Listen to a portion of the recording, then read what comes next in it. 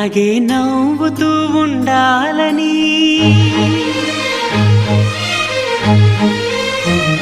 అలాగే నవ్వుతూ ఉండాలని నింగి నేల వాగు వంక చెట్టు చేమ గువగూడు ఆశీర్వదించాయి.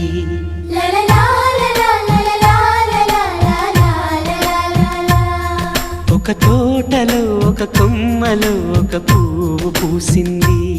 మహారాణిల మహాలక్ష్మిల ఆ పువ్వు నవ్వింది.